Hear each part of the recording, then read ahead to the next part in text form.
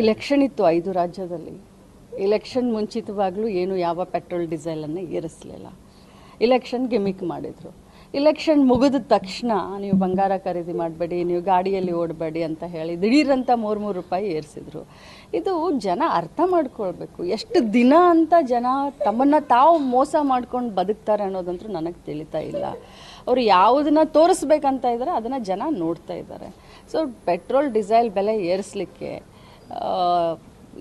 ಈ ಒಂದು ಕೇಂದ್ರ ಸರ್ಕಾರ ಏನಿದೆಯಲ್ಲ, ಕಳೆದ 12 ವರ್ಷದಿಂದ ಮನಮೋಹನ್ ಸಿಂಗ್ ಇದ್ದಂಥ ಸಂದರ್ಭದಲ್ಲಿ, UPA ಸರ್ಕಾರ ಇದ್ದಂಥ ಸಂದರ್ಭದಲ್ಲಿ ಕ್ರೂಡ್ ಆಯಿಲ್ ಬೆಲೆ ಎಷ್ಟಿತ್ತು, ನಾವು ಎಷ್ಟಕ್ಕೆ ಇಟ್ಟಿದ್ವಿ, ಇವ್ರು ಬಹಳಷ್ಟು ಲಕ್ಕಿ ಇದ್ದಾರೆ. ಈ ಬಾರಿಯ NDA ಸರ್ಕಾರ 12 ವರ್ಷದಲ್ಲಿ ಇವ್ರಿಗೆ ಕ್ರೂಡ್ ಆಯಿಲ್ನ ಬೆಲೆ ಇವ್ರಿಗೇನು ಜಾಸ್ತಿ ಆಗಲಿಲ್ಲ. ಈಗಲೂ ಕೂಡ ಜಾಸ್ತಿ ಇದಾಗಲಿಲ್ಲ. ಆದರೂ ಕೂಡ ಈ ರೀತಿ ಬೆಲೆಯನ್ನು ಏರಿಸಿ ಜನಸಾಮಾನ್ಯರಿಗೆ ಬರೆ ಎಳುವಂಥ ಕೆಲಸವನ್ನು ಮಾಡ್ತಾ ಇದ್ದಾರೆ. ಕಂಪ್ಲೀಟಾಗಿ ರಾಜಕಾರಣ.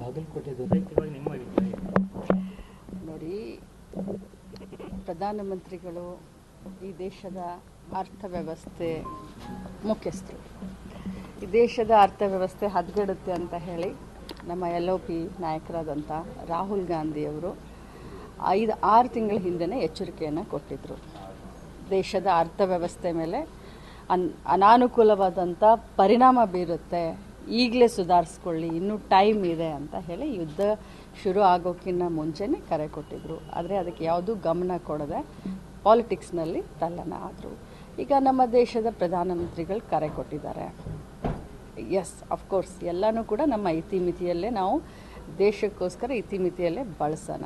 ಬಟ್ ಇದಕ್ಕೆ ಕಾರಣೀಭೂತರು ಯಾರು, ಯಾಕೆ ಈ ಪರಿಸ್ಥಿತಿ ನಮ್ಮ ದೇಶಕ್ಕೆ ಬಂತು ಅನ್ನೋದು ಮೊದಲು ಚರ್ಚೆ ಆಗಬೇಕು. ಅವ್ರು ಕರೆ ಕೊಟ್ಟಿದ್ದಾರೆ. ಅವರು ಗಂಟೆ ಬಾರಿಸು ಅಂತಂದರೆ ನಮ್ಮ ದೇಶದಲ್ಲಿ ನಾವು ಗಂಟೆ ಬಾರಿಸ್ಬೇಕು. ಅವರು ಚಪ್ಪಾಳೆ ತಟ್ಟು ಅಂತಂದರೆ ನಾವು ಚಪ್ಪಾಳೆನ ತಟ್ಟಬೇಕು. ಅವರು ಪೆಟ್ರೋಲ್ ಡೀಸೆಲ್ ಜಾಸ್ತಿ ಬಳಸಬೇಡಿ ಅಂತ ಹೇಳ್ತಾ ಇದ್ದಾರೆ, ಅದನ್ನೂ ಕೇಳೋಣ. ಬಂಗಾರ ಖರೀದಿ ಮಾಡಬೇಡ ಅಂತ ಹೇಳ್ತಾ ಇದ್ದಾರೆ, ಅದನ್ನು ಕೇಳೋಣ. ಬಟ್ ನಮಗೆ ಬರೀ ಹೇಳೋದಾಯಿತು, ನೀವು ಅದನ್ನು ಮಾಡಿ, ನೀವು ಇದನ್ನು ಮಾಡಬೇಡಿ ಅಂತ ಹೇಳೋದಾಯಿತು. ಬಟ್ ಇವ್ರು ಏನು ಮಾಡ್ತಾ ಇದ್ದಾರೆ, ಇವ್ರು ಏನು ಮುಂಜಾಗ್ರತೆ ಕ್ರಮವನ್ನು ತೆಗೆದುಕೊಂಡ್ರು, ಅದು ದೊಡ್ಡ ಪ್ರಶ್ನೆ. ನೀವು ನೋಡಿದ್ದೀರಲ್ಲ, ಮಾಧ್ಯಮದಲ್ಲೇ ನಮಗೆ ತೋರಿಸಿದ್ದೀರಾ ಯಾವ ರೀತಿ ಟ್ರಂಪ್ ಅವರು, US ಯಾವ ರೀತಿ ನಮ್ಮ ಪ್ರಧಾನಮಂತ್ರಿಗಳನ್ನು ಕಂಟ್ರೋಲ್ ಮಾಡ್ತಾ ಇದೆ ಅನ್ನೋದನ್ನು ತಾವೇ ಮಾಧ್ಯಮದಲ್ಲೇ ತೋರಿಸಿದ್ದೀರಾ.